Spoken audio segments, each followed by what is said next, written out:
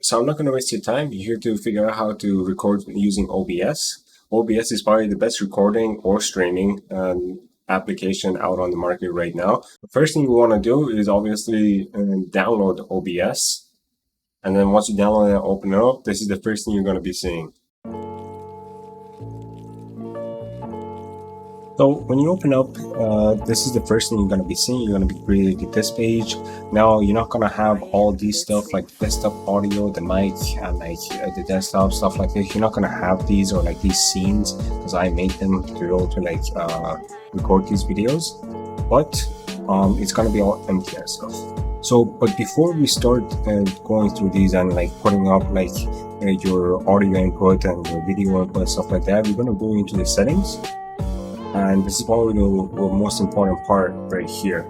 So first of all, you want to go into video and you want to make sure that these two are matching. Especially for recording, it's very important that these two are matching right here. If you're like, for example, my monitor only goes up to 1920 by 1080. So that's the highest I can put it up to. And then my output scale resolution is I matched it to be 1920 by 1080. Now, if you have a bigger monitor, you can probably go up a little bit higher, or if your monitor supports like 4K or something like that, then you can do that as well. When you do that, it does lock these, so like you have to record in 60 FPS. If that's the issue, you can always just bring down your output scale resolution. But I would recommend having this as high as you can. And then after that, we're going to go into output. Make sure that in output mode, instead of simple, you switch it to advanced. And we're going to go into recording. And so a couple of things over here. You want to make sure that your recording format is in MKV. Now, the reason to do that is because MKV is not fragmented like MP4. So, for example, if your PC was to crash in the middle of recording and you've been recording for about like 40 minutes or something like that, if you're recording MP4, then you lose all of your recording and you can't recover it. But in MKV, if your PC crashes or your OBS crashes or anything goes wrong, you'll still have the recording and you can start from where you left off. I will show you guys how to change MKV to MP4 because there are some editing softwares that do not support MKV. So we'll get to that at the end of the video. Now for a video encoder, I use NVIDIA NVEC H.264. You guys can also use X264, which is for like a CPU oriented encoder. It's more CPU heavy, but if you guys have a good GPU that supports H.264, then I would highly recommend using that because it's less pressure on your CPU and your GPU can take more pressure, especially if you're like recording games and stuff like that. It's highly recommended for you to do that. Now, you can pretty much skip the rest. I think by default, these should be default. If not, you can just copy mine. Audio track, I'll get to that at the later on in the video as well. This is a pretty important part.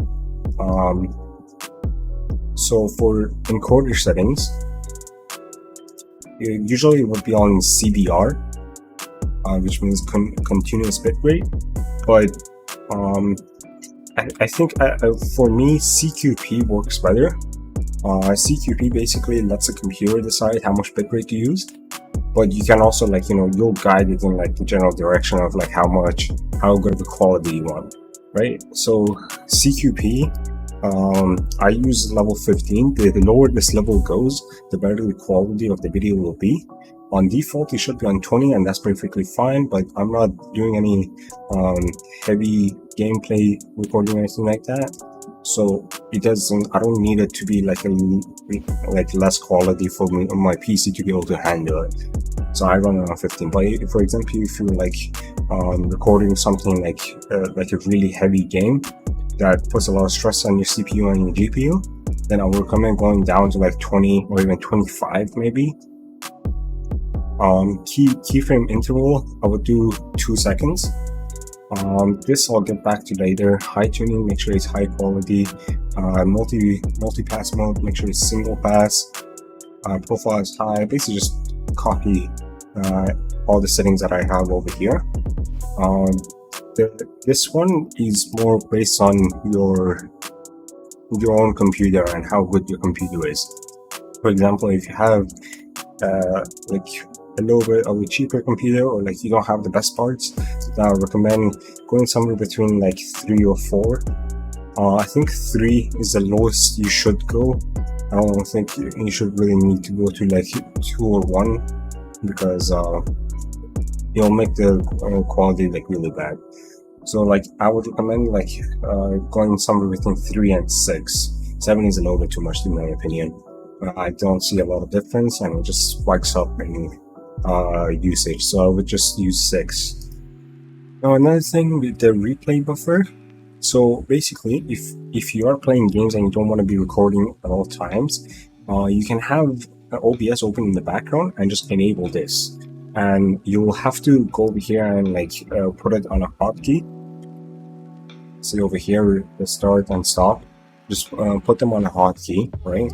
And then let's say you have like a cool moment in the middle of the game or something like that, you can just press the hotkey and it'll record the last 20 seconds of that gameplay, and it won't take that much space either, so you don't have to like go through like a 2-hour worth of gameplay to just find that 20 seconds worth of recording. As for audio, I see a lot of people saying that you should like have your desktop audio enabled over here and then your mic. I personally don't do that. What I like to do is just disable everything and just manually set them up over here. As you can see, I have them like one by one over here. So I would just disable everything. I'll show you guys how to set up your scenes and sources at the end or later on in the video. Also, one thing I forgot to mention is that in output, in recording, you want to make sure that the audio track 1 and 2 are ticked and just turn everything else off. Alright, now I'm gonna go over the scenes and the sources with you guys. So first thing you want to do is obviously make a scene. So you just have to press on this add button right here. Name your scene. I'm not going to do it because I already have one. And then after you create one, you can come over here in the sources area, and when you press the plus button again, you can put in your audio input capture, and then you can name it whatever you want, like that. I already have one again, so I'm not going to make one. And when you make it, just make sure that you choose the right microphone for it. Now for your desktop audio, because like I said, because we disabled everything, we gotta have to put everything in one by one. This especially helps if you're gonna be streaming later on, because on Twitch and a lot of other streaming websites, you cannot have any music going on in the background. So this helps separate audio inputs, or audio outputs I should say, and you can like cut out the music from the stream, but you can still be listening to the music, and it will help you out a lot. It will make it a lot easier to like do streaming and stuff. So you want to do audio output capture, and then you can once you create one, you can do default, or you want it to be the same audio as whatever your headset is. Anyway, yeah, same with the mic. And then so for recording, there's a couple of different things you can do. You can do either display capture, where it records your entire screen, or you can do a game capture. And once you do that, you can either make it capture a full screen application, and it will just like detect the game automatically as soon as you go over on this source. Or what I like to do is put it on a specific window, and then you can tell it what to record. That's pretty good if you want to make game videos and stuff like that. You want to capture your videos or your games. But if you're like me and you're just making like tutorial videos, then desktop is probably the best one because it'll allow you the most freedom. You can just click off on and off and stuff. You don't have to manually switch into full screen. But for games, I would not recommend display capture because it's the most resource consuming one, because it captures the entire the entire output of your screen. Obviously, video capture device is your webcam, your browser. That's mostly for overlays and stuff like that for Twitch, so I'm not going to be going over that today. One other thing is the application audio capture. So if you remember what I said about creating different audio outputs so that you can cut stuff out, this is the best way to do it. So you can see over here, I have all the existing ones for my Spotify, for my voice chats, the game audio, and my browser audio. So what you have to do is just make one. So I'll just create a new one right now. When you want to create a new one, you can go over here and it will capture specific windows for you instead of like the entire desktop audio. It is one of the reasons why I said you should turn off everything in the other in the settings, and you can just choose which audio output you want your OBS to record. So for example, you can do Spotify, and when you add that in like that, that's only recording my Spotify right now. I'm not going to play anything because I don't want to get copyrighted, but you can individually turn it on and off, so that, like, let's say you're streaming and want to listen to music, you can just turn it off so your stream doesn't hear it but you still hear it. Or you're recording while listening to music, you can just turn it off so that you hear it but your recording your video doesn't hear it when it goes on YouTube.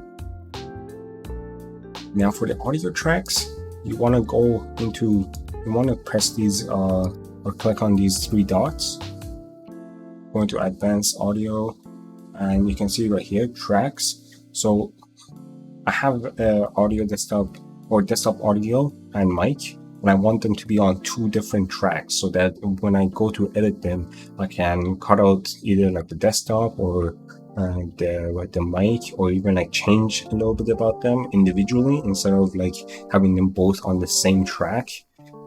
It makes it a lot easier with the editing part. So you wanna, so that's why I said you should make it so that in the audio or like in the stream, it records both tracks, so you can have two different tracks over here. One other thing is for your mic, you can go into filters and add filters to it, so that, like, let's say you have like a really windy storm outside while you're like recording, your mic won't be able to catch it, or like anything going on in the background, basically you won't catch it. Or like if your voice is a little bit too low, you can add gain. If voices are too loud or too low, you can use a limiter. These values, you have to play with them. You can copy mine if you like, but I recommend playing with them. And first of all, noise suppression, I would highly recommend using this. If you have a good CPU, I would highly recommend using the RN noise. Speaks is not that great, to be honest. If you want, you can just like download NVIDIA broadcast or something like that to like use noise suppression outside of OBS.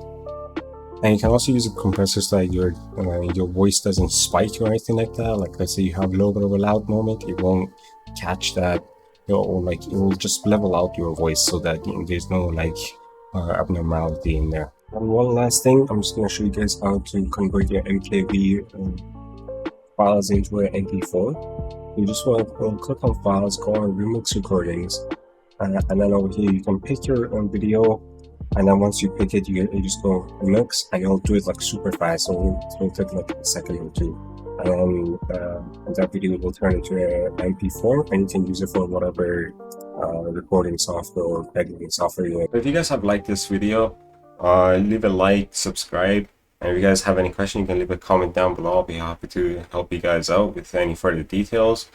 If you guys need to know how to edit your videos, I have a video for that. That should be popping up like somewhere right here. And subscribe for future content that I'm going to be putting out similar to this, where it's like a tutorial. Alright, and have a nice day.